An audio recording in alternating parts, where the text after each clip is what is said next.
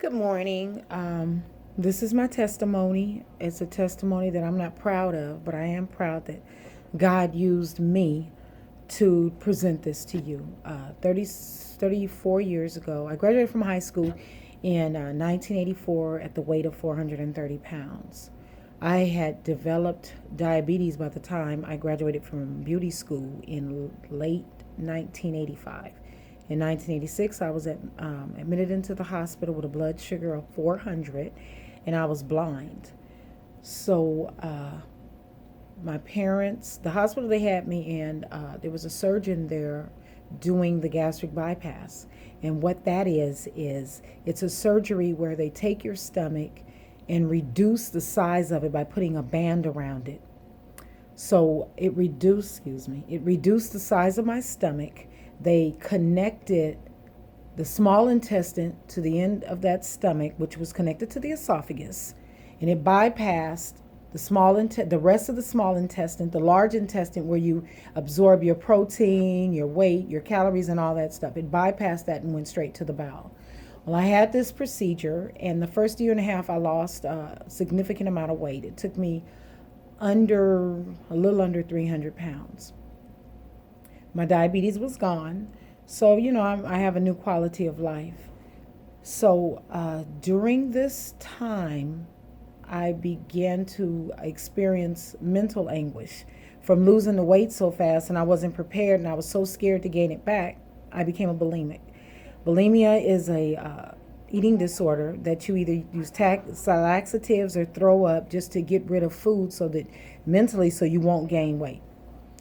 So fast forwarding to now, I've been a bulimic for a little over 30 years now, but up until recently, I guess sometime last year, after my knee replacement surgery and sitting around, I was really scared of gaining weight. So you notice I had a significant weight loss in a year, and it was stress and it was bulimia.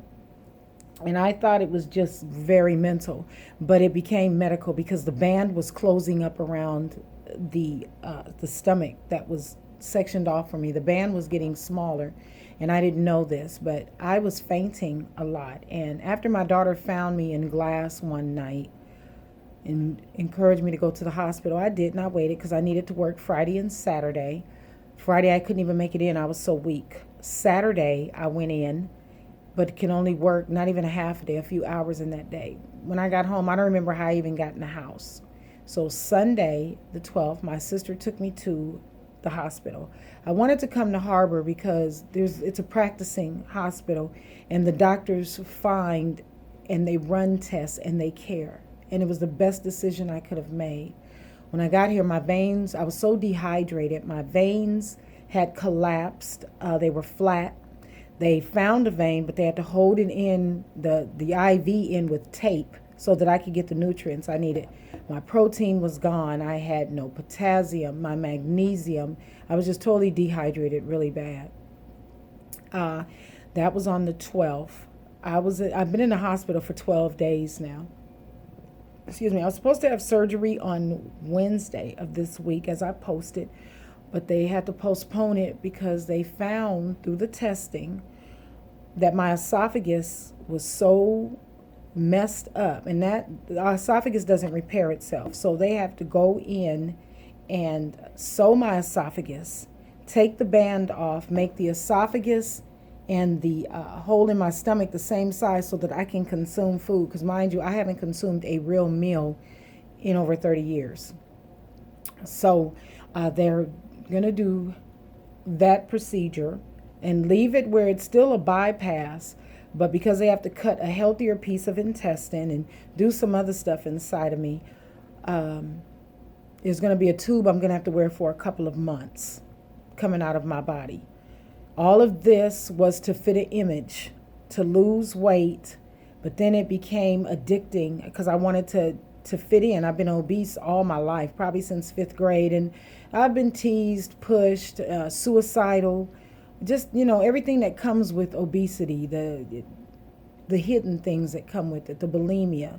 And it's really sad in this society. If you go get cosmetic surgery, people look at you like, yeah, you're making your body look good. You go get weight loss surgery and you're a loser. You can't push away from the table. You can do it on your own. You're weak. So people don't like to talk about it. Now, I know there's a lot of you out there that I have found out since I've been sick, and I've shared my story with a couple of people that have had a sleeve, the gastric bypass, or the lap band surgery, and you're suffering nutritionally. You can't take the vitamins you need. I can't even tell you the vitamin deficiency that I've had. My size has not changed, but I have gained over 20 pounds since I've been in the hospital on fluids because of the nutrition that I was lacking that I am now getting. I'm on IVs, at least 3 every day, and I still have to eat on a liquid diet that they've given me so that I won't throw up. It's just a lot of changes that I've been through. Where my surgery is on hold again, not only because of the esophagus, but I'm bleeding somewhere internally. And they need to find the source of that before I can proceed with anything else. The surgery is so long because I'm so sick. I'm not saying all this because I feel bad. I feel sorry. I'm saying this because I'm not the first to go through this, but I need to go public with it because people need help. If you have to DM me, IM me, if you have to call me if you know me or pass this video on to people. I want to help. We can build some type of support system and, we can stay anonymous, with the world and just share with each other. That's fine. Just whatever. Don't think you're alone in this. You are not alone. I am not alone and you are not alone in this. It takes away your desire to live after a while because you don't look right. Your skin is bad. Your teeth are bad. Your social skills are bad. I was losing the desire